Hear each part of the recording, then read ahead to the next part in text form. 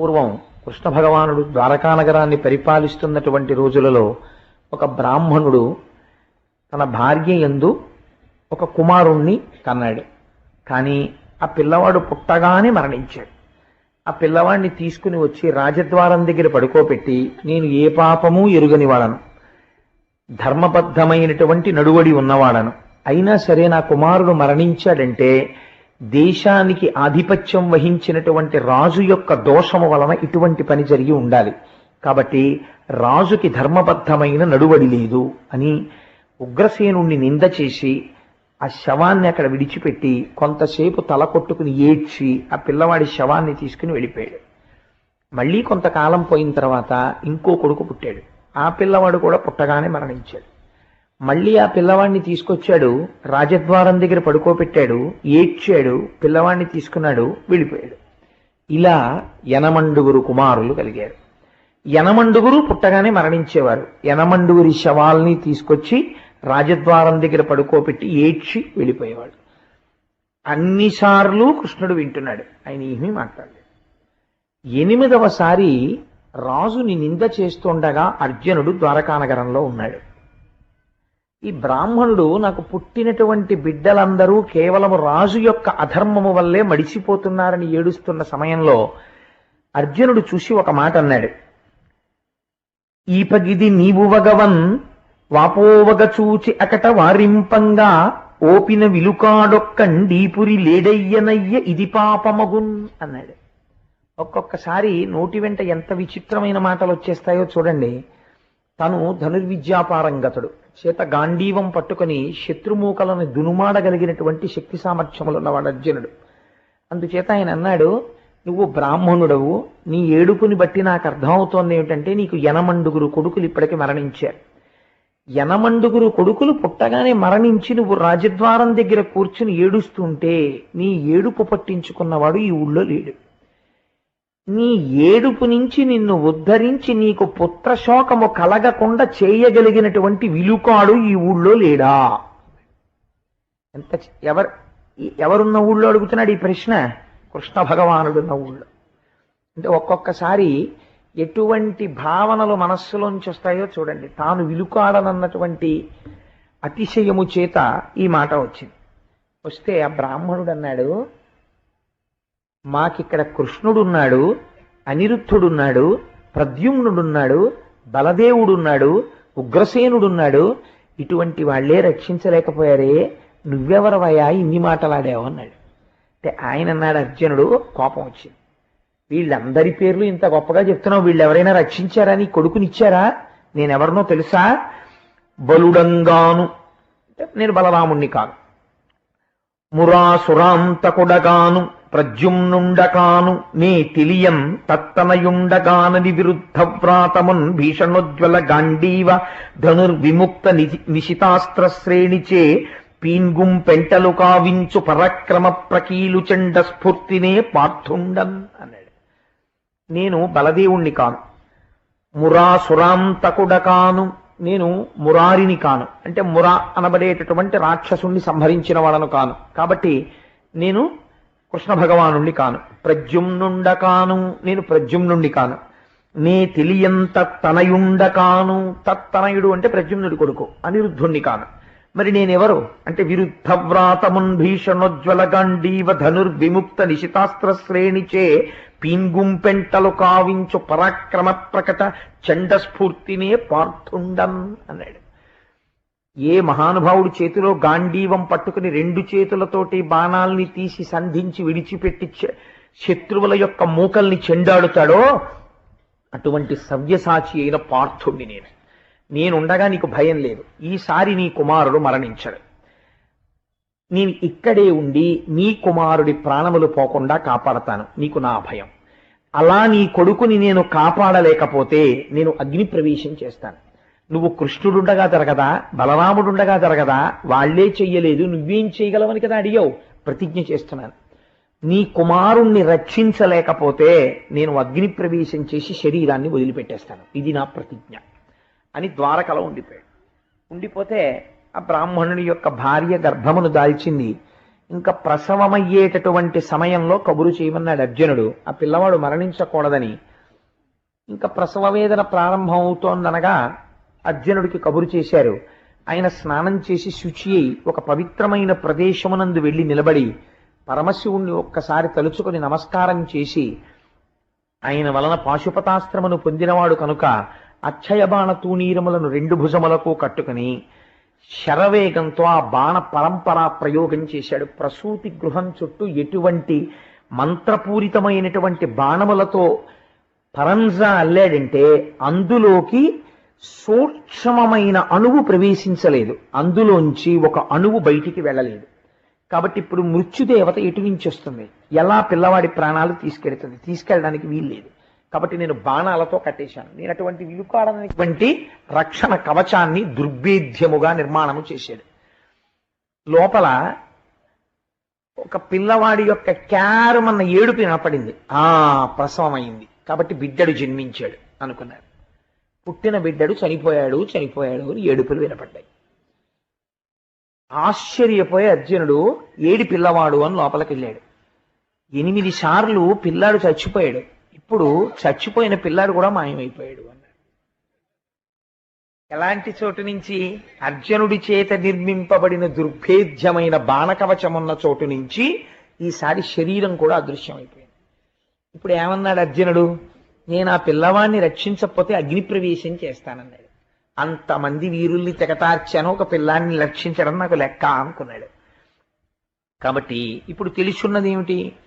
ప్రాణములను తీసుకెళ్లేటటువంటిది ఎవరు చేస్తారా డ్యూటీ? యమధర్మరాజు గారు చేస్తారు. కాబట్టి ఎవరి దగ్గరికి వెళ్ళాలి పిల్లాడి ప్రాణాల కోసం? యమధర్మరాజు గారి దగ్గరికి వెళ్ళాలి. అందుకని వెంటనే తన యోగశక్తి చేత బయలుదేరి యమలోకానికి వెళ్ళాడు. వెళ్ళి ఆ పిల్లవాడిని తీసుకొచ్చి అక్కడ పెట్టావు అని అడిగాడు. ఏ పిల్లవాడు అని అడిగాడు యమధర్మరాజు. బ్రాహ్మణ కుమారుణ్ణి ఇప్పుడు తీసుకొచ్చారు కదా అన్నాడు. నీ తీసుకురాలేదు అన్నాడు. ఆయన ధర్మరాజు, ఆయన అబద్ధం అంటాం, తన పని తాను చేసుకుపోతాడు. మనం నమ్మగలిగింది ప్రత్యక్ష సత్యమైన విషయంలో రోజు చూస్తూనే ఉంటాం.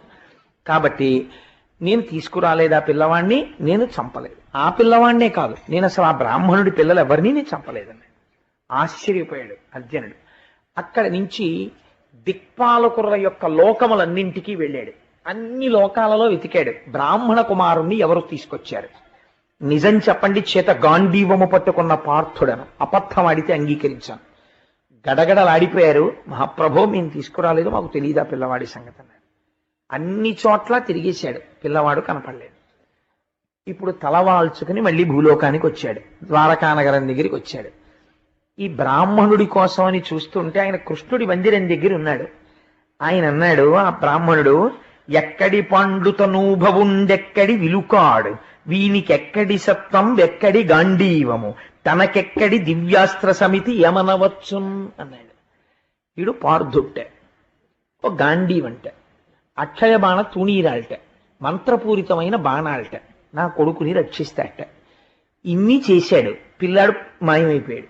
నేను పట్టుకొస్తానని వెళ్ళాడు. అదిగో దిగాలు మొహం వేసుకొస్తున్నాడు. నేను ముందే చెప్పాను, ఇక్కడ బలదేవుడున్నాడు, కృష్ణుడున్నాడు, ప్రద్యుమ్నుడున్నాడు, అనిరుద్ధుడున్నాడు, వాళ్ళు చెయ్యని పని నువ్వెక్కడ చేస్తావన్నాను. గాంధీవం చూపించాడు, 2 తూణీరాలు చూపించాడు, బాణాలు చూపించాడు. చూపించి నేను ఎందుకు చెయ్యలేను, నా పాటి విలుకాళ్ళు ఈ ఊళ్ళో లేరా అన్నాడు. అదిగో వస్తున్నాడు, ఏం చేస్తున్నాడు అన్నాడు. ఈ మాట విని బ్రాహ్మణుడికి ఇచ్చినటువంటి మాట నిలబెట్టుకోలేకపోయాడు. పైగా క్షత్రియుడై ఇంతమంది మధ్యలో అధిక్షేపింపబడ్డాడు. ఇంక ఈ బ్రతుకెందుకు, నేను జీవించకూడదు అనుకున్నాడు. వెంటనే చితి పేర్పించుకొని అగ్నిహోత్రుణ్ణి ప్రార్థన చేసి చితిలో ప్రవేశిస్తున్నాడు. ప్రవేశిస్తుంటే అప్పుడు వచ్చాడు కృష్ణ పరమాత్మ. ఆయన బాగా పక్వంలో పడితే కానీ మాట్లాడ్డా ఎప్పుడు. అందుకని వచ్చి చెయ్యి పట్టుకున్నాడు. పట్టుకుని, బావా ఏమిటి ప్రవేశం, అగ్ని ప్రవేశం అన్నాడు. అంటే నా మాట నిలబెట్టుకోలేకపోయాను కదా బావా, అందుకని ప్రతిజ్ఞా పరిపాలనం కోసం అగ్నిలో ప్రవేశిస్తున్నాను అన్నాడు. అంత పని ఎందుకు చేస్తావు, కానీ ఆ పిల్లలు ఎక్కడున్నారో నేను చూపిస్తాను రా, రథం ఎక్కన్నాడు అని కృష్ణ పరమాత్మ యొక్క రథాన్ని కృష్ణార్జునులు అధిరోహించారు. అర్జునుడంటే ఎటువంటి వాడండి? యుద్ధరంగంలో బాణప్రయోగం చేస్తుంటే కనీసంలో కనీసం ఒక రోజు ఆయన యుద్ధానికి వెళ్ళాడంటే కొన్ని లక్షల వీరులని తెగటారుస్తాడు. కాబట్టి ఆయనకి భయము అన్న మాట అర్జునుడి దగ్గర ఉండదు అసలు. అటువంటి అర్జునుడు కృష్ణుడి రథము యొక్క వేగం వెళ్ళిపోతుంటే ఒక చోటికి వెళ్ళింది రథం. అది 7 సముద్రాలు దాటిపోయింది, మేరు పర్వతాన్ని దాటిపోయింది, దాటిపోయి వెళ్ళిపోయింది. గాఢాంధకారం, ఎంత చీకటంటే ఆ చీకటికి అర్జునుడికి భయం వేసింది. బావా ఏమిటి చీకటి అన్నాడు. ఇదే పోతన గారు గజేంద్ర మోక్షంలో చెప్తారు. లోకంబులు లోకేశలు లోకస్తులు తెగిన తుది అలోకంబగు పెంజీకటి కావల యవ్వండేకాకృతి వెలుగు అతని నే సేవింతున్. ఈ లోకములు లోకేశులు లోకస్తులు అందరూ వెళ్ళిపోయిన తర్వాత, మహాప్రళయం అయిపోయిన తర్వాత గాఢాంధకారం అలుగుకునుంటే ఆ గాఢాంధకారమునకు అవతల ఒక తేజోమూర్తి వెలుగుతున్నాడు. నతత్ర సూర్యో భాతి చంద్రతారకం నేమా విద్యుతో భాతి కుతోయమగ్ని తమేవ భాంతమనుభాతి సర్వం తస్య భాషా సర్వమిదం విభాతి. ఏ మహానుభావుడి దగ్గర ఇంకా సూర్యచంద్రుల యొక్క ప్రకాశం అవసరం ఉండదో, కానీ కోటి సూర్యుల పగిది వెలిగిపోతుంటాడో అలాంటి వాడు అక్కడ ఉంటాడు. వాడు ఈ బ్రహ్మాండములను నిర్వహిస్తూ ఉంటాడు. ఈ చీకటిలో రథం వెళ్ళలేక కృష్ణ భగవానుని యొక్క గుర్రములు కూడా డస్సిపోయి నిలబడిపోయి రథం ఆగిపోయింది. ఈ గాఢాంధకారం ఏమిటి బావా, భయం వేస్తోంది, అసలు ఎక్కడికి వెళ్ళాలి మనం అని అడిగాడు అర్జునుడు. నువ్వు భయపడకని సుదర్శన చక్రాన్ని స్మరించి విడిచిపెట్టాడు కృష్ణ భగవానుడు. అది ఆ చీకట్లో ప్రయాణం చేస్తూ సహస్ర సూర్యుల పగిది వెలుతురు సృష్టించింది. ముందు సుదర్శనం నడుస్తుంటే వెనక కృష్ణ పరమాత్మ రథం వెడుతోంది. ఈ రథంలో కూర్చున్నటువంటి అర్జునుడు సుదర్శనాన్ని అనుసరిస్తూ వెళ్ళాడు. చాలా దూరం వెళ్ళిపోయిన తరువాత కోటి సూర్యులు ఒక్కసారి ప్రకాశిస్తున్నారేమో అన్నంత తేజోమండలం కనపడింది. అపారమైన మనశ్శాంతి కలిగింది. పాల సముద్రంలో తెల్లగా ఉన్నటువంటి ఆదిశేషుడు అనంతుడు నల్లని వస్త్రములు కట్టుకుని ఉంటే, ఆ ఆదిశేషుడి మీద హేళగా పడుకొని తన కుడి చేతిని ఇలా శిరస్సు కింద పెట్టుకుని పడుకుంటే ఆదిలక్ష్మి పాదములొత్తుతోంది. అటువంటి స్వరూపాన్ని కృష్ణార్జునుడు దర్శనం చేశారు. సజల మానాంబుద శ్యామాయమానాంగు ఆశ్రితావనముదితాంతరంగు సనకాది యోగి హృద్వనజమ మదాళీంద్రు ముఖపద్మ రుచిజిత పూర్ణచంద్రు కమనీయ నిఖిల జగద్ధిత చారిత్రు ప్రత్యూష సంపుల్ల పద్మనేత్రు ఇందిరా హృదయార విందారుణోల్లాసు శ్రీకర పీత కౌశేయవాసు హారకుండల కటక కేయూరమకుట కంకణంగదమణి ముద్రికా వినూత్న రత్న నూపుర కాంచీ విరాజమాను భవ మహార్ణవశోషు సద్భక్తపోషు. ఆ తెల్లగా ఉన్నటువంటి ఆదిశేషుడి మీద నీరు నిండినటువంటి నల్లటి మబ్బు ఎలా ఉంటుందో అటువంటి రూపంతో, ఒంటి మీద బంగారు కంకణములు పెట్టుకున్నటువంటి కుండలములు వేసుకున్నటువంటి హారములు మెరిసిపోతుంటే, పచ్చటి పట్టుపుట్టాన్ని కట్టుకుని మెడలో వనమాల వేసుకుని శంఖ చక్ర గదా పద్మములను ధరించినటువంటి వాడై అరవిరిసినటువంటి తామర పువ్వు వంటి ముఖమండలంతో కరుణారసాన్ని పొంగుతున్నటువంటి నేత్రములతో హేళగా పడుకున్నటువంటి ఒక మూర్తిని చూశారు. అటువంటి మూర్తి దర్శనమును అర్జునుడు ఇప్పటి వరకు చేయలేదు.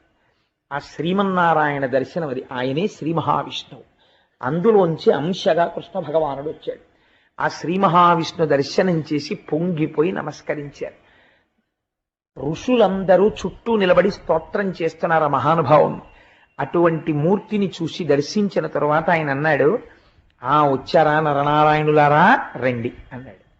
వీళ్ళిద్దరూ దగ్గరికి వెళ్ళి స్వామి పాదములకు శిరస్సు తాటించి నమస్కరించి నిలబడ్డారు.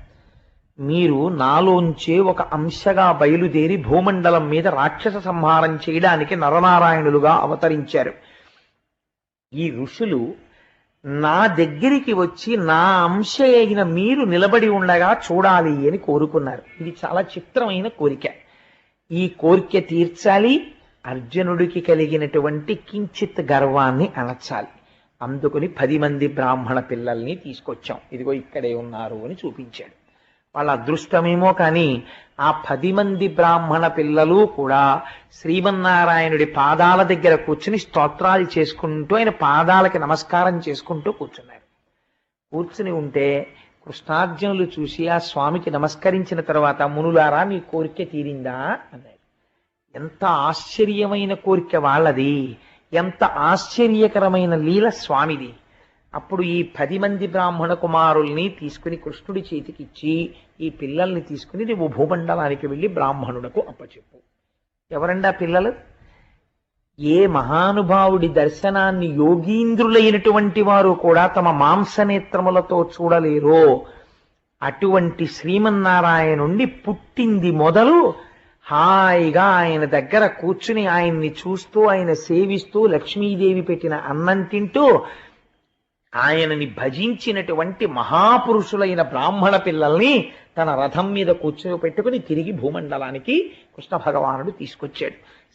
కృష్ణుడి ప్రతిజ్ఞ, అర్జునుడు చేసిన ప్రతిజ్ఞ కృష్ణుణ్ణి చిన్నబుచ్చేదిగా ఉంది యథార్థానికి. కానీ కృష్ణ పరమాత్మ ఔదార్యం చూడండి. అర్జున అంటే నాకన్నా గొప్పవాడు అయిపోయావా అని అడగలేదు.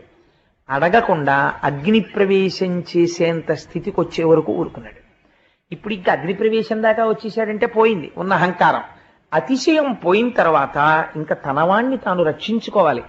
గబగబా పరిగెత్తుకొచ్చి రక్షించుకుని ఆ అర్జునుడికి మళ్ళీ ఇంత సత్కారాన్ని చేయించి బ్రాహ్మణ పిల్లల్ని తీసుకొచ్చి 10 మందిని బ్రాహ్మణుడికి అప్పచెప్పాడు. ఇది జరిగినటువంటి కొన్ని సంవత్సరముల తరువాత ఒకనాడు బ్రహ్మాది దేవతలు కృష్ణ పరమాత్మ యొక్క మందిరానికి విచ్చేశారు. విచ్చేసి ఆయన దర్శనం చేసుకున్న తర్వాత కృష్ణుడు అడిగాడు, మీరందరూ ఇవాళ ఎందుకు వచ్చారు, ఏమిటి విశేషం, ఇంతమంది దేవతలు వచ్చారని అడిగాడు. అడిగితే వాళ్ళు అన్నారు, అఖిల లోకేశ సర్వేశ అభవ నీవు ఉదయమందుట భూభారమడుపు కొరకు 25 శతాబ్ద పరిమితంబు అయ్యే విచ్చేయు వైకుంఠహమ్యమునకు. ఈశ్వర, రాక్షస సంహారం చెయ్యడం కోసం అని మీరు వైకుంఠము నుంచి బయలుదేరి ఇక్కడికి వచ్చి కృష్ణుడు అనబడేటటువంటి పేరుతో కొంతకాలము అవతారమును స్వీకరించి ఎంత సులభుడవయ్యావంటే గోపకులంలో పుట్టి ఆవులు, దూడలు, గోపాల బాలురు, గోపకాంతలు కూడా నీ ప్రేమ అనుభవించేటట్టుగా ప్రవర్తించావు. కానీ 125 సంవత్సరములు పూర్తయిపోయింది నువ్వు వచ్చి. కాబట్టి నువ్వు ఇంకీ అవతారమును విడిచిపెట్టి తిరిగి వైకుంఠధామమును చేరవలసినది, నీ మూలస్థానమునందు ప్రవేశించు అని అడిగారు. అడిగితే భగవానుడు అన్నాడు, ఓహో, అయితే ఇంక నేను ఈ అవతారమును చాలించవలసిన సమయం ఆసన్నమైంది. కాబట్టి నేను అవతార పరిసమాప్తి చేసేస్తాను, తొందరలో బయలుదేరి మీ దగ్గరికి వచ్చేస్తాను అని చెప్పారు. చెప్పి ఎక్కడికి వెళ్ళిపోతాడండి, ఆయన వెళ్ళడానికి చోటేది, ఆయన అంతటా వ్యాపించి ఉన్నవాడే, అంతటా వ్యాపించిన తత్వములోకి లీనమవుతాడు. ఒక్కసారి మనస్సులో సంకల్పం చేశాడు, తాను వెళ్ళిపోయిన తరువాత యాదవులకు నాయకత్వం ఉండదు, కాబట్టి యాదవుల యొక్క కులమంతా కూడా తనతో పాటే నశించిపోవాలి. ఇది ఎలా నశించిపోతుంది, ఈ మొత్తం కులనాశనం జరిగిపోవాలంటే దేనివల్ల జరుగుతుంది అంటే, తాను నాయకత్వమునందుండగా దేవతలే వచ్చి నిలబడినా యాదవుల్ని ఎవరు చెనకలేరు. కాబట్టి ఇప్పుడు ఏ వాక్కు చేత వారు పాడైపోతారు. మనకి కృష్ణ పరమాత్మ అవతార పరిసమాప్తిలో కూడా ఒక రహస్యాన్ని ఆవిష్కరిస్తారు. దేవతలతో యుద్ధం పెట్టుకుంటే కొంతవరకు పాడు చేయగలరు, మొత్తం కులనాశనం దేనివల్ల అయిపోతుందంటే భగవంతుణ్ణి నమ్ముకున్నటువంటి పరమ భాగవతోత్తములతోటి పరిహాసం ఎంత ప్రమాదాన్ని తీసుకొస్తుందో చూపిస్తారు. అందుకని అటువంటి ప్రమాదంతో కూడుకున్న పని చేయించారు యాదవుల చేత.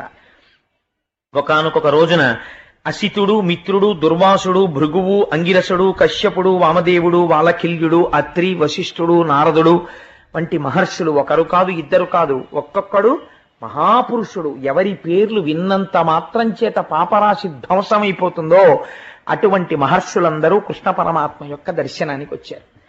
వచ్చి ఆ మహర్షులందరూ కృష్ణ భగవానుణ్ణి చూసి ఒక మాట అన్నారు, జనములు నిను సేవింపని దినములు వ్యర్థంబులగుచు తిరుగుచునుండున్ తనువులు నిడకడ కావట వనములలోనున్ననైన వనరుహనాభ. ఎంత గొప్ప మాట చెప్పారో చూడండి.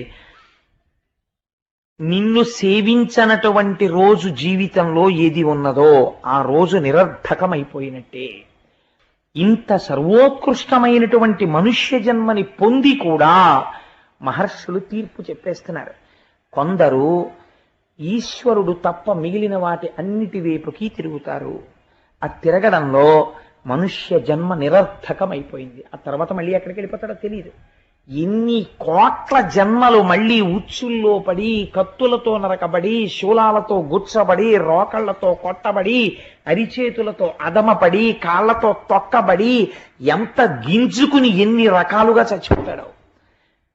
ఈశ్వర, చిత్రం ఏమిటంటే వీళ్ళు పొందినటువంటి మనుష్య జన్మ యొక్క గొప్పతనము వీరికి తెలియదు. తెలియక ఈ శరీరమును నిలబెట్టుకోవడమే గొప్ప అనుకుని కేవలము దీన్ని పోషించుకుని దీనితో అనుభవించిన సుఖములనుకుని గడిపేస్తున్నారు. కానీ అరణ్యంలోకి వెళ్ళి దాక్కున్నా ఇది ఉండదు, ఇది దాటిపోతుంది, ఇది వెళ్ళిపోతుంది. అలాంటి శరీరమునందు మగ్నులై వెళ్ళిపోతున్నారు. ఏం అదృష్టం! ఈ కాలమునందు ఇట్లాంటి ఏమీ తెలియని అజ్ఞానమునకు హద్దు లేని గోపాల బాలురతో కలిసి నువ్వు తిరిగి కౌగలించుకుని ఆడి పాడి ఇంతమందిని తరింపచేశావు.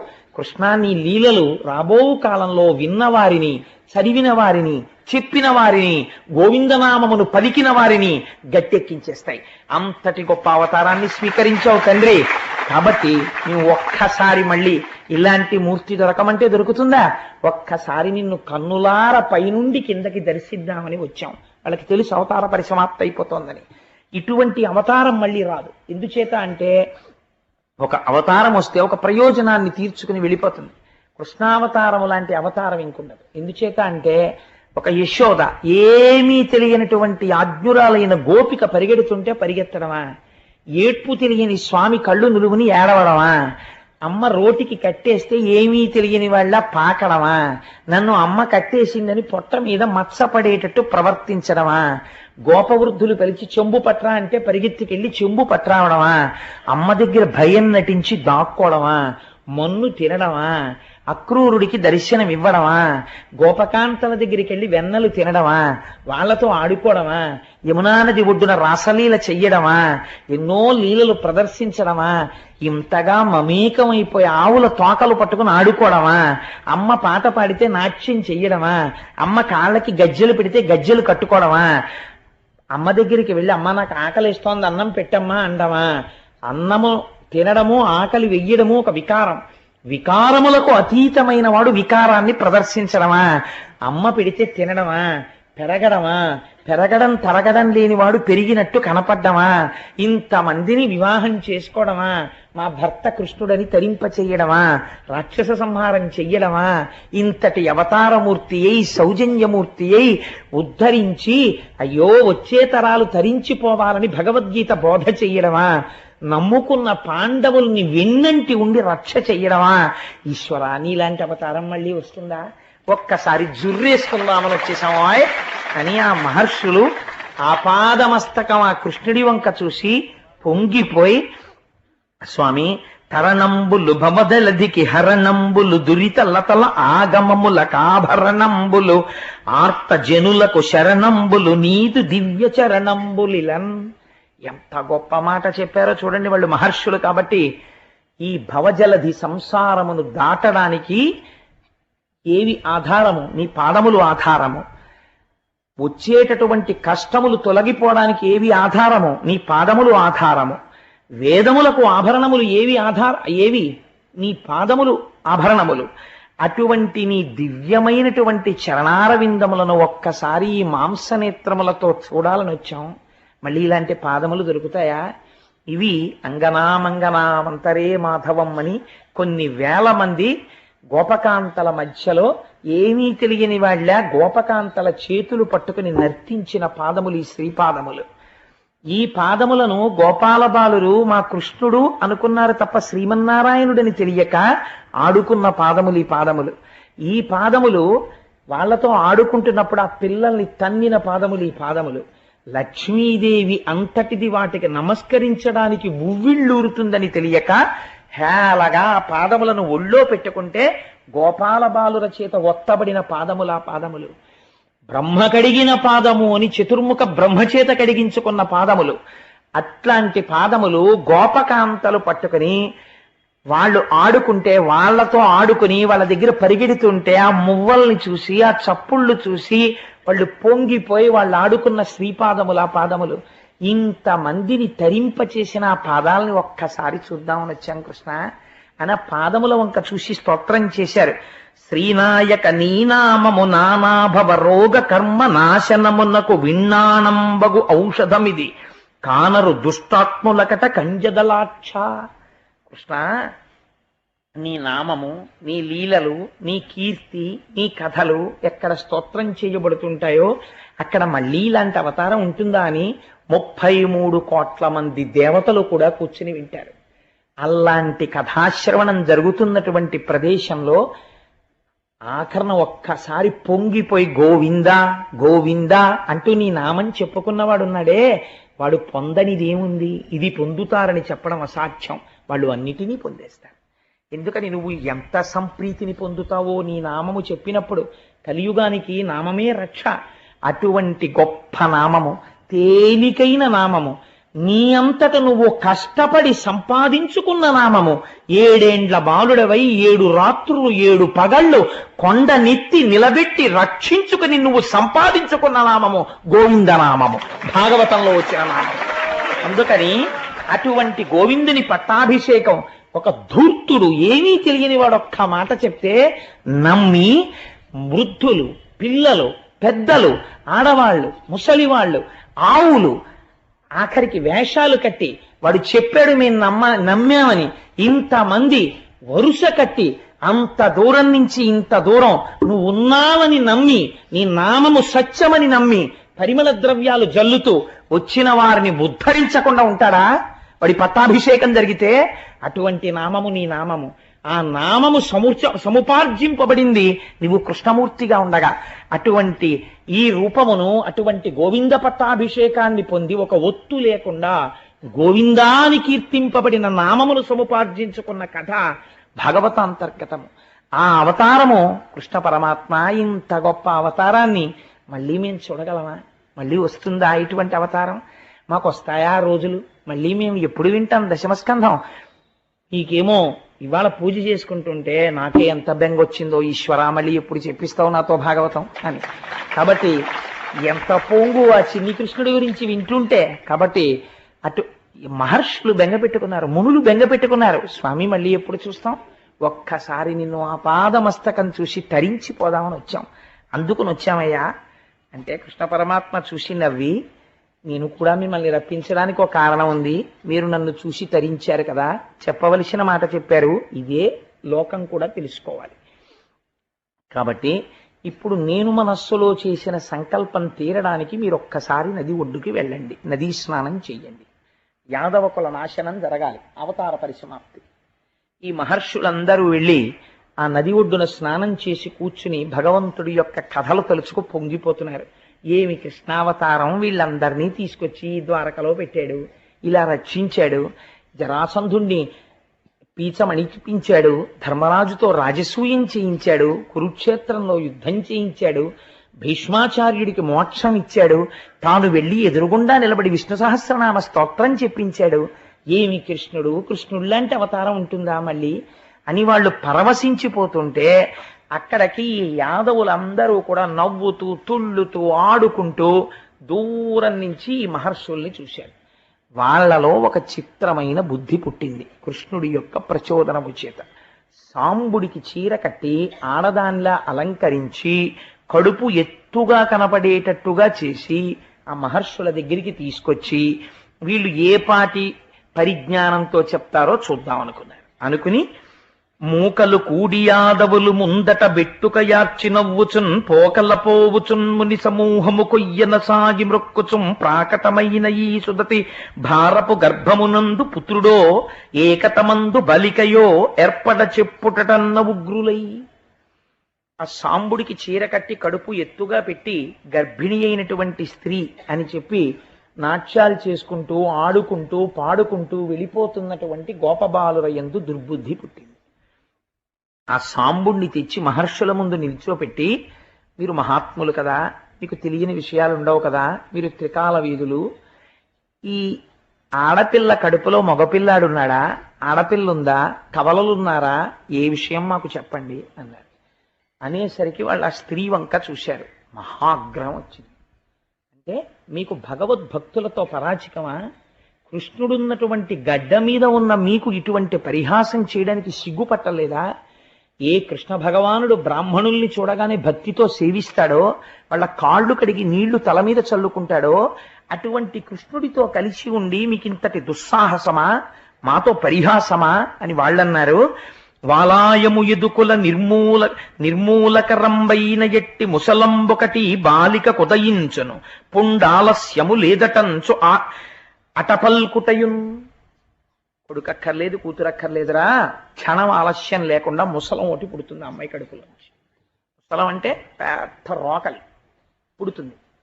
ఆ రోకలి మీ అందరికీ తీట తీర్చేస్తుంది, మీ ఎదుకుల నాశనం అయిపోతుంది దాంతో అన్నారు. ఆ మాట అనిపించాలి, బ్రాహ్మణ వాక్కు యథార్థమవుతుంది. వాళ్ళు ఒక్క మాట అన్నారంటే శాపమైంది.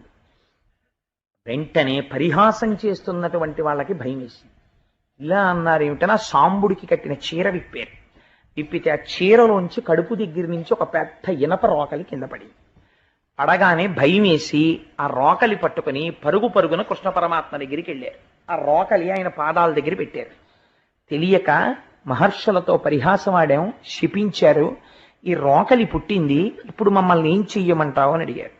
కృష్ణ పరమాత్మ అన్నారు, ఊరే దుర్నిమిత్తములు కనపడుతున్న ఈ మధ్య పగటిపూటయే అంతఃపురముల యందు కాకులు గుడ్లగూబలు ఏడుస్తున్నాయి, గుర్రాల యొక్క తోకల యందు మంటలు పుడుతున్నాయి, చిలుకలు గోరువంకలు వికృతమైనటువంటి స్వరాలతో అరుస్తున్నాయి, ఇళ్లల్లో పుట్టగొడుగులు పుడుతున్నాయి. ఇంటి యందు పుట్టగొడుగు పుట్టకూడదు, పుట్టగొడుగు పుడుతోంది. సూర్యబింబం చుట్టూ ఆవిరి పరివేషం కట్టినట్టుగా గుండ్రంగా కడుతోంది. కాబట్టి ఇది ఎదుకుల నాశనాన్ని సూచిస్తోంది. మీ అందరూ ఈ ఇనప ముసలము చేత మరణిస్తారు. కాబట్టి సముద్రపు టొడ్డుకెళ్ళి అక్కడ ఒక భయంకరమైన పెద్ద శిఖరం ఒకటి ఉన్నది. ఆ శిఖరము వద్దకు వెళ్ళి ఈ ఇనప ముసలాన్ని అరగదీసేయండి, అరగదీసేసి దీన్ని సముద్రంలో కలిపేసేయండి అన్నారు. అంటే వాళ్ళు పరుగు పరుగున ఆ ముసలాన్ని పట్టుకుని ఆ శిల దగ్గరికి వెళ్ళారు. వెళ్ళి అటు కొందరు ఇటు కొందరు కూర్చుని ముసలాన్ని అరగదీయడం మొదలెట్టారు, గంధపు చెక్క అరగదీసినట్టు. అది కరిగి కరిగి కరిగి కరిగి నల్లటి తెట్టు కారుతోంది. ఈ తెట్టు తీసుకెళ్లి సముద్రంలో కలిపేస్తున్నారు. అరగదీగా అరగదీగా ఆఖరికి ఇంత ఇనప ములుకు ఒకటి మిగిలింది. ఈ ములుకు ఏం చేస్తుందిలే, దీన్ని అరగదీయకపోతే ఏమిటి అని ఆ ములుకుని సముద్రంలోకి విసిరేశారు. ఆ ములుకుని ఒక చేప మింగింది. ఒక బోయవాడు పక్షులు దొరక్క చేపలు పట్టుకోవడానికి సముద్రం దగ్గరికి వచ్చాడు. వాడి వలలో ఈ చేప పడింది. వాడి ఇంటికి వెళ్ళి చేప కోశాడు. దాని కడుపులోంచి ఇనప ముళ్ళు పడింది. ఆ ఇనప ముళ్ళు బాణానికి పెట్టుకున్నాడు. ఆ బాణంతో కృష్ణుడిని కొట్టాడు. కాబట్టి ఆ ముసలంలోంచే యాదవకుల నాశనం వచ్చింది. ఆ ఇనప ములుకుని బాణానికి తగిలించుకుని ఈ బాణంతో ఎవరిని కొట్టాలని వాడు తూణీరంలో పెట్టుకు తిరుగుతున్నాడు. ఈలోగా అవతార పరిసమాప్తి జరిగిపోతోంది, ఎదుకుల నాశనం అయిపోతుంది, మీరు తొందరగా ద్వారకా నగరాన్ని విడిచిపెట్టేయండి అని కృష్ణ పరమాత్మ చెప్పడాన్ని ఉద్ధవుడు విన్నాడు. కృష్ణ, నీతో కలిసి ఆడుకున్నాం, నీతో కలిసి పాడుకున్నాం, నీతో కలిసి అన్నం తిన్నాం, నీతో కలిసి సంతోషంగా గడిపాం, ఇలాంటి కృష్ణావతారం అయిపోతోందంటే నేను తట్టుకోలేకపోతున్నాను, నేను ఉండలేను. కాబట్టి నా మనస్సు శాంతించేటట్టు, నిరంతరము నీతో ఉండేటట్టు నాకు ఏదైనా ఉపదేశం చెయ్యి అన్నాడు. అంటే అప్పుడు కృష్ణ పరమాత్మ ఒక అద్భుతమైనటువంటి విషయాన్ని ఉద్ధవుడితో ప్రస్తావన చేస్తారు. ఇది మనందరం కూడా తెలుసుకుని జీవితంలో పాటించవలసినటువంటి తుద ప్రసంగం కృష్ణ పరమాత్మది. దీని తర్వాత ఇంక వారు మాట్లాడలేదు. అందుకని ఇది లోకాన్ని ఉద్ధరించడానికి ఉద్ధవుణ్ణి అడ్డుపెట్టి చెప్పారు. నేటికి 7వ రాత్రి కలియుగ ప్రవేశం జరుగుతుంది. 7వ రాత్రి లోపల ద్వారకా పట్టణాన్ని సముద్రం ముంచెత్తేస్తుంది. సముద్ర గర్భంలోకి ద్వారక వెళ్ళిపోతుంది. ద్వారకలో ఉన్నవారందరూ మరణిస్తారు. తదనంతరం కలియుగం ప్రవేశిస్తుంది. కలియుగం ప్రవేశించగానే మనుష్యుల యందు 2 లక్షణాలు బయలుదేరుతాయి. ఒకటి అపారమైనటువంటి కోరికలు, 2 విపరీతమైనటువంటి కోపం. ఎవ్వడూ కూడా తన తప్పు తాను తెలుసుకునే ప్రయత్నం కలియుగంలో చెయ్యడు. ప్రతి వాడికి కోపమే, ప్రతి వాడికి కోరికలే. కోరికల చేత, అపారమైనటువంటి కోపము చేత తమ ఆయుర్దాయాన్ని తాము తగ్గించేసుకుంటారు. కోపము చేతనే, అపారమైన కోరికల చేతను తిరగడం వల్ల వ్యాధులు వస్తాయి. ఇవాళ చాలా మంది డాక్టర్లు చెప్తుంటారు, మీరు ఇంత టెన్షన్డ్గా తిరగడం వల్లే బీపీ వస్తుంది మీకు అంటుంటారు. నెర్వస్ టెన్షన్స్ వస్తాయి. అప్పుడే చెప్పేశాడు కృష్ణ పరమాత్మ, వీళ్ళకి వ్యాధులు పొటమరించి వీళ్ళ ఆయుర్దాయాన్ని వీళ్ళు తగ్గించేసుకుంటారు.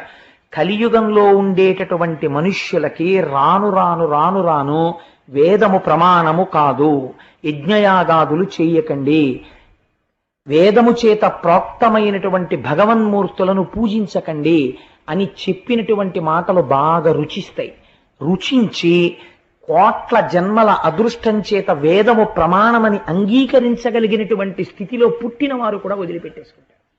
వదిలిపెట్టేసుకుని తమంత తాముగా పాషండమతములను కౌగిలించుకుని అభ్యున్నతిని విడిచిపెట్టి వేరు మార్గములలో వెళ్ళిపోతారు.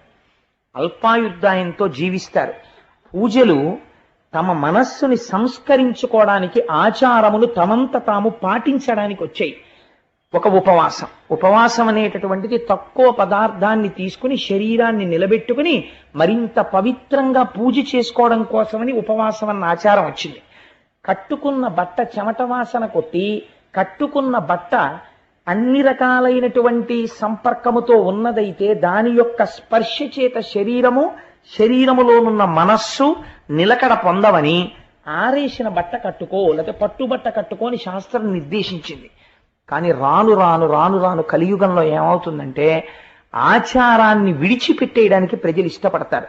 ఆచారం పక్కన పెట్టేసి ఆచారము లేని పూజ చెయ్యడం ఇష్టపడతారు. ఆచారం అక్కర్లేదనేటటువంటి పూజలు ఏముంటాయో వాటి యందు మక్కువ చూపిస్తారు. వాటి వలన ప్రమాదము కొని తెచ్చుకుంటున్నామని తెలుసుకోరు. అంతఃశుద్ధి ఉండదు, చిత్తశుద్ధి ఏర్పడక ఆచారము సంప్రదాయమును విడిచిపెట్టినటువంటి పూజల యందు మక్కువ చూపించి తిరగడం ప్రారంభం చేస్తారు.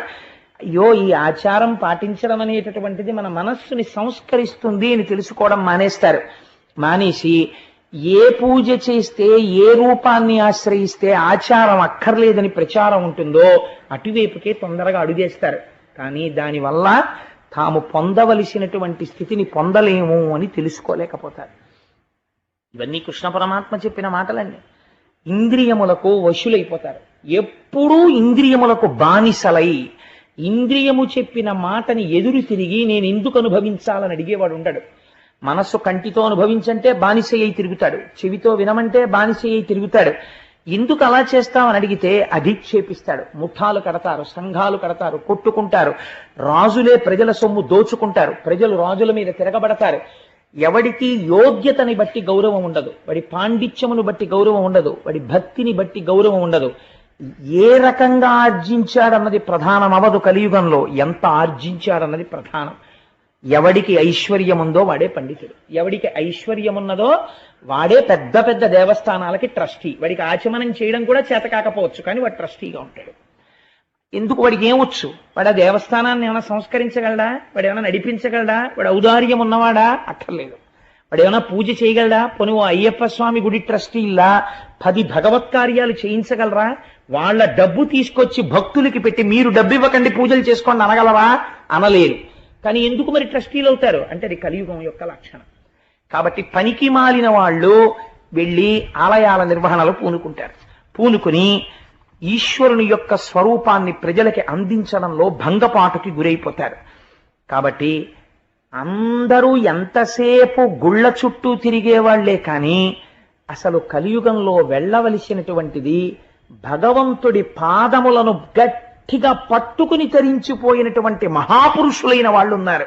ఒక రమణ మహర్షి, ఒక రామకృష్ణ పరమహంస, అటువంటి మహాపురుషులు వెళ్ళిపోవచ్చు. కానీ వాళ్ళు తిరుగాడిన ఆశ్రమాలు ఉన్నాయి. అటువంటి ఆశ్రమాలకు వెళ్ళి మన కాలు పెట్టి తొక్కాలి, కానీ ఆశ్రమాలకు వెళ్ళరు. అటువంటి ఆశ్రమాలకు వెళ్ళి కాళ్ళు పెట్టాలి. అటువంటి మహాపురుషుల యొక్క మూర్తుల్ని సేవించాలి, కానీ అక్కడికి వెళ్ళరు. వెళ్లకుండా హీనమైనటువంటి భక్తితో కోర్కెలు తీరడానికి ఎవరిని పట్టుకుంటే సులువుగా తీరుతాయి, ఇదే ప్రశ్న అడుగుతారు. ఈశ్వరుడు యందు భేదం చూస్తారు. ఈ మూర్తిని పట్టుకుంటే కోరిక తీరుతుంది, ఈ మూర్తిని పూజించాలని ఆ మూర్తికి తెలిస్తే కోపం వస్తుందేమో అంటాడు, కానీ ఒక్క మూర్తియే ఇలా ఉందని తెలుసుకోరు. ఈశ్వరుడు యందు భేదబుద్ధి గోచరిస్తుంది.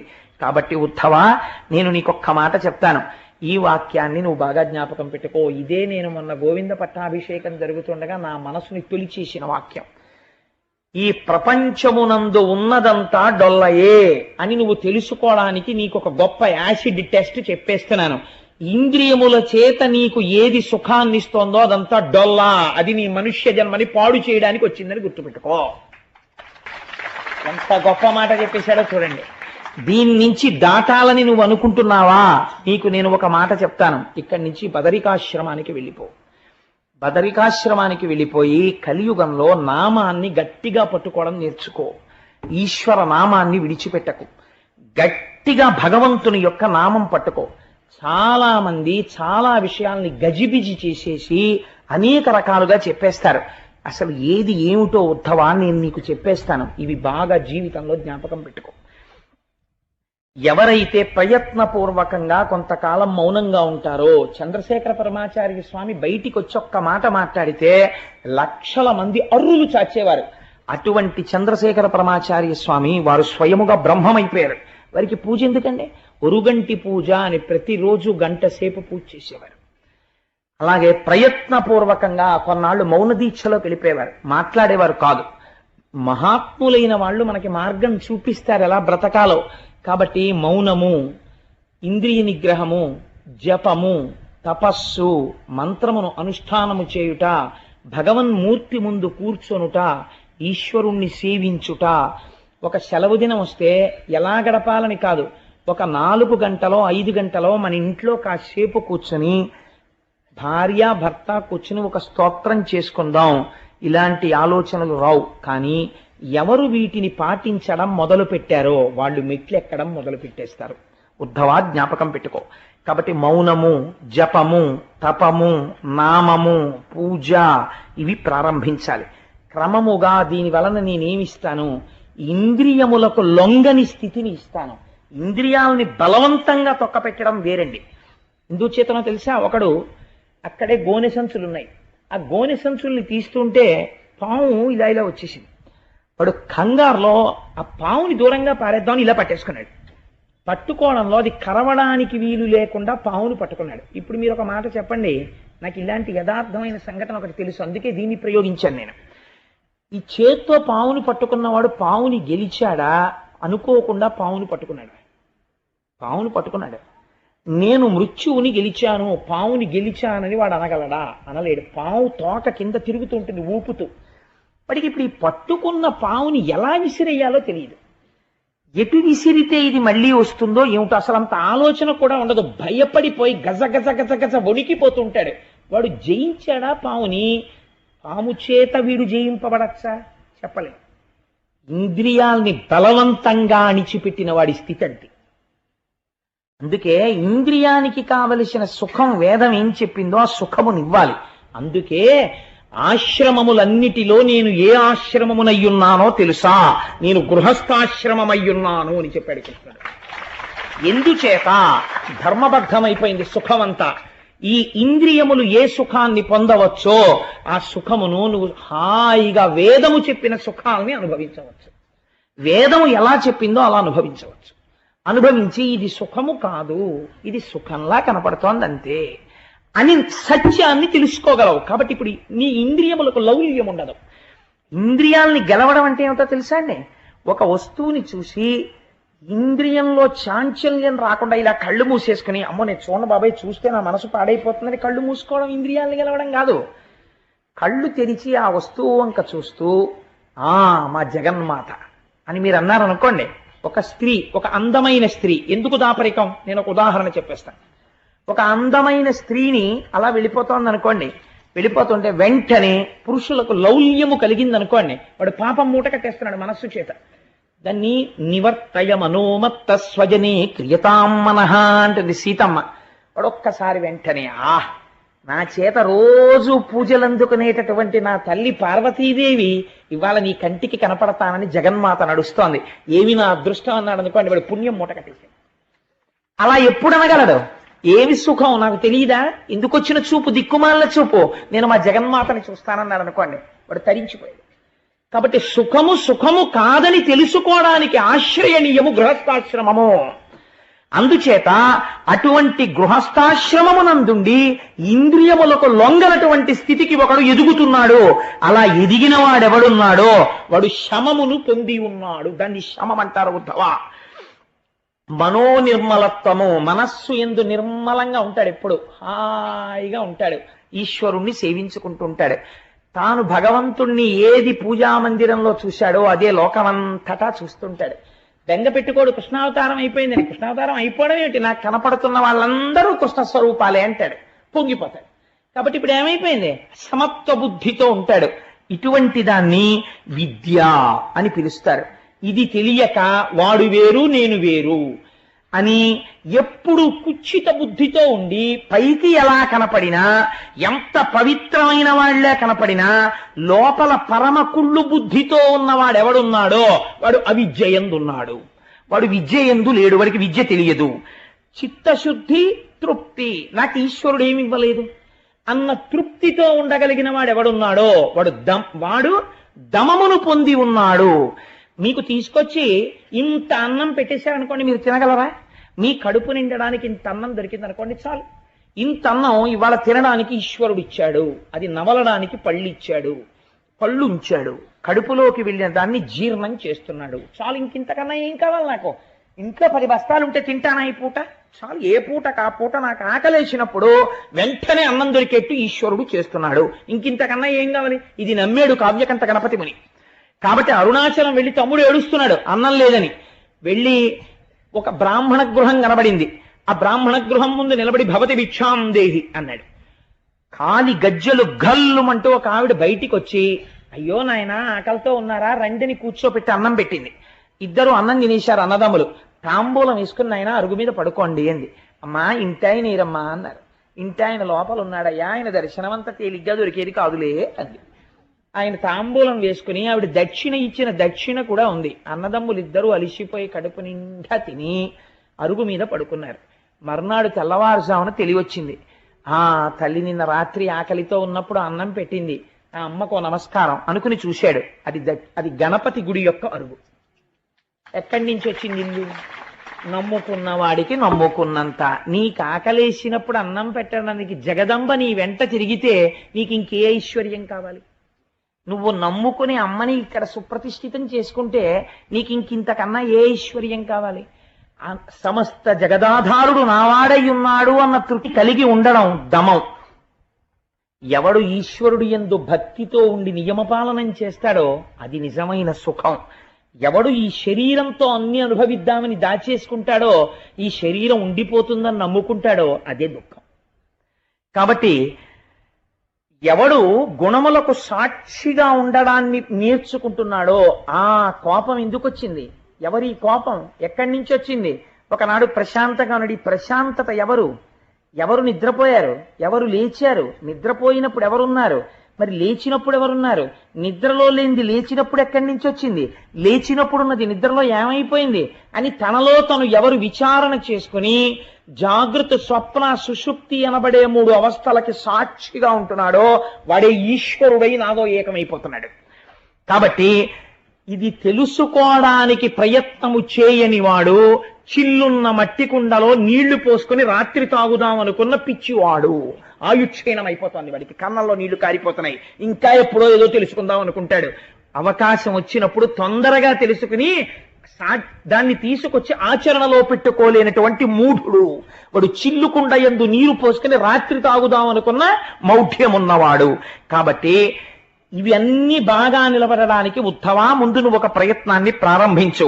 ఏం చేస్తావు? కంచుతో కాని, సీసంతో కాని, వెండితో కాని, బంగారంతో కాని నా మూర్తిని చేసి ఇంట పెట్టుకో.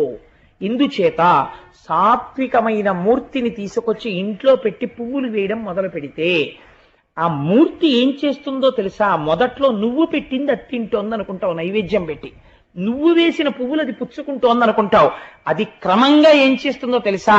నీ అహంకారాన్ని తినేయడం మొదలు పెడుతుంది. మొదలుపెట్టి క్రమక్రమంగా దాని మీద ఆధారపడతావు. నాదేముందయ్యా, నువ్వు కూడా ఆశీర్వచనం చేస్తేనే ఈ పని అవుతుంది అంటావు. క్రమక్రమంగా అసలు నేను అన్న పదార్థం ఇక్కడే ఉంది, అదే ఇక్కడున్నది అంటాడు. విగ్రహారాధనాన్ని చేతకాని వాళ్ళై మన వాళ్ళు పెట్టలేదండి. మనస్సు తొందరగా నిలబడడానికి ఏదో ఒక ఆలంబనం దొరకాలి కాబట్టి ఒక మూర్తిని పెట్టాడు. ఒక మూర్తిని పెడితే మనస్సు లగ్నం అవుతుంది. తర్వాత ఏం చేస్తాడు? అక్కడున్న మూర్తే ఇక్కడ ఒక జ్ఞానం ఇస్తాడు. ఏమిటా జ్ఞానం? ఓరి పిచ్చాడా, నీ పూజా మందిరంలో ఇలా పాలసముద్రంలో పడుకున్నట్టుగా నన్ను పెట్టుకుని పూజ చేస్తున్నావే, అలా ప్రతి జీవి గుండెల్లో నేను ఇలా పడుకునున్నాను. నేను ఇప్పుడు ఎక్కడ లేను, అంతటా నేనే అయి ఉన్నాను. అంతర్బహిష్య తత్సర్వం వ్యాప్య నారాయణ స్థిత. ఎక్కడ చూసినా ఇలా పాలసముద్రంలో పడుకున్న నారాయణుడే సభాస్వరూపముగా సదాశివుడు నిండిపోయి కనపడుతున్నాడు.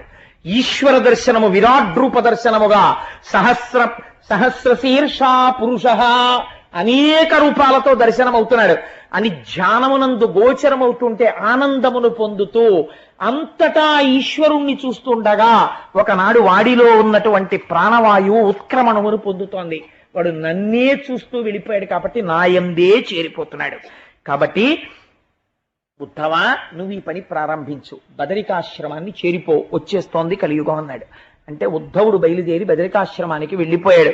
పరమాత్మ ముందు బలరాముడు నడుస్తున్నారు. బలరాముడు నడుస్తూ నడుస్తూ శరీరాన్ని వదిలిపెట్టేసి తన చైతన్యాన్ని అనంతుడిలోకి కలిపేశాడు. బలరాముడి శరీరం నేల మీద పడిపోయింది. తదనంతరము కృష్ణ పరమాత్మ ఒక పొద చాటుకు వెళ్ళి నేల మీద పడుకుని మోకాలు మీద రెండవ కాలు పెట్టి ఆ పాదాన్ని ఇలా కదుపుతూ పడుకున్నారు. దూరం నుంచి ఇంతకు పూర్వం చాప కడుపులోంచి ఇనప ముళ్ళు తీసి బాణమునకు పెట్టుకున్న బోయవాడు ఆ పొదల్లోంచి చూశాడు. అది జింక యొక్క చెవి ఇలా ఇలా కదులుతున్నట్టు కనపడింది. ఈ జింక చెవి మీదకు బాణం వేస్తే తలలోకి గుచ్చుకుంటుంది అనుకున్నాడు. అనుకుని ఈ ఇనప ముళ్ళు తగిలించినటువంటి బాణము అదే యాదవకుల నాశనం కోసం వచ్చిన ముసలపు ముక్క. ఆ బాణాన్ని కృష్ణ పరమాత్మ యొక్క కాలి మీద ప్రయోగించాడు.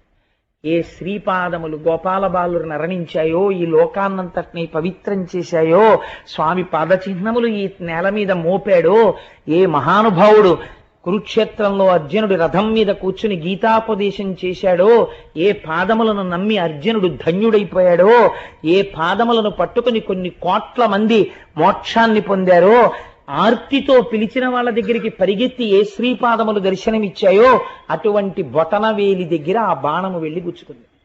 హా అని అరిచారు కృష్ణ పరమాత్మ. బోయవాడు అయ్యో మనుష్యుణ్ణి కొట్టానని పరిగెత్తాడు.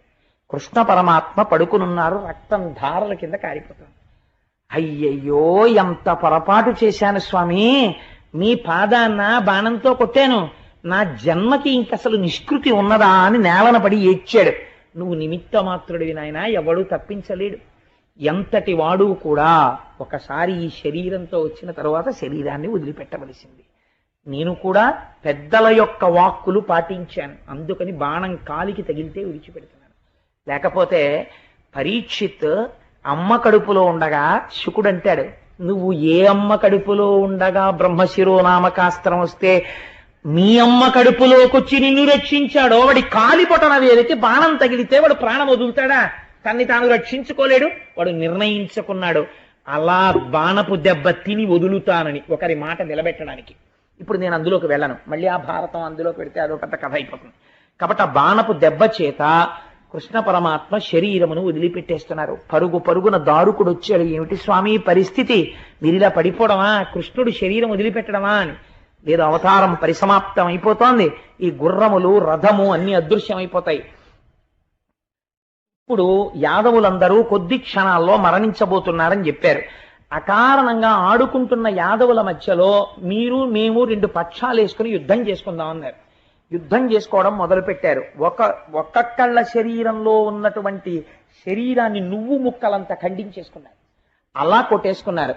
చిట్ట చివరన మిగిలినటువంటి వాళ్ళు వీళ్లే అరగదీసినటువంటి ఇనప రోకలిలోంచి పుట్టిన చెట్టు కలిపినప్పుడు పుట్టిన రెల్లు దుబ్బులు కోసి తెచ్చారు. రెల్లు దుబ్బులతో కొట్టుకుని ప్రాణాలు వదిలేశారు. యాదవ కుల నాశనం అయిపోయింది. బలరాముడి భార్యలు కృష్ణుడి భార్యలు చాలా మంది ఆ శరీరాల్ని పట్టుకుని చితులలోకి ప్రవేశించారు. మిగిలిన వాళ్ళు ఎవరో కొద్ది మంది ఉంటే ఇంద్రప్రస్థానికి అర్జునుడు తీసుకెడదామని గాంధీవం పట్టుకుని తీసుకెడుతున్నాడు. ప్రథమ స్కంధంలో ఏడుస్తాడు, ఆ సఖుండు వెళ్ళిపోయాడు, ఇప్పుడు భూమి మీద లేడని. చిత్రం ఏమిటంటే కృష్ణ పరమాత్మ అవతారం చాలించగానే 10 మంది గోపబాలుర చేతిలో గాంధీవం ఉన్న అర్జునుడు ఓడిపోయాడు.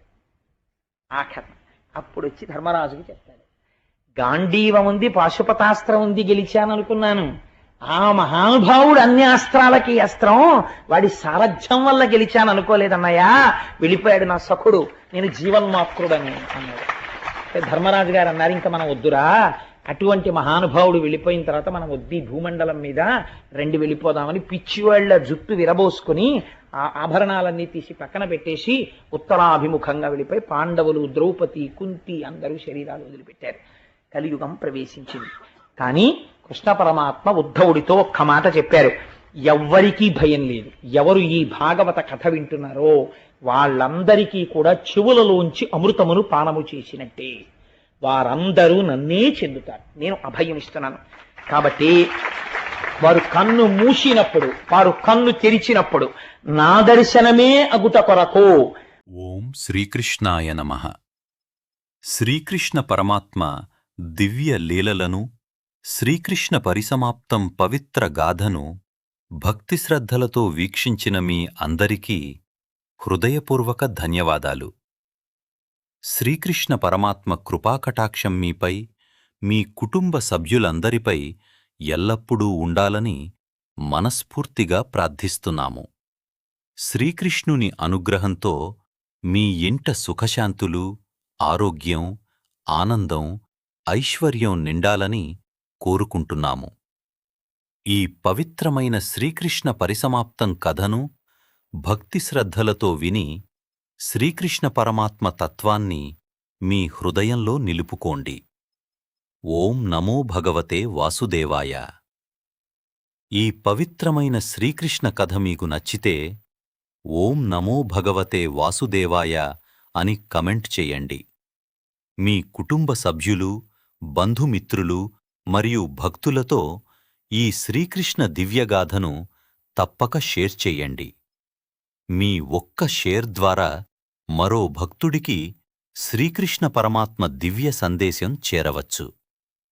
పురాణగాథలు, దేవతల దివ్య వైభవాలు, మహనీయుల జీవిత చరిత్రలు, ఆధ్యాత్మిక విషయాలు మరియు భక్తి సందేశాల కోసం శ్రీ చాగంటి బోధన ఛానల్ను ఇప్పుడే సబ్స్క్రైబ్ చేయండి. పక్కనే ఉన్న బెల్లైకాన్ను నొక్కి మా ప్రతి కొత్త ఆధ్యాత్మిక వీడియోను ముందుగా వీక్షించండి. మీ లైక్, మీ షేర్, మీ సబ్స్క్రైబ్ మా ఆధ్యాత్మిక ప్రయాణానికి ఎంతో గొప్ప ప్రోత్సాహం. శ్రీకృష్ణ పరమాత్మ కృప మీ ఇంటి గడపను ఎల్లప్పుడూ కాపాడాలి, మల్లప్పుడూ కాపాడాలి. మీ కుటుంబంలో శుభాలు నిండాలి.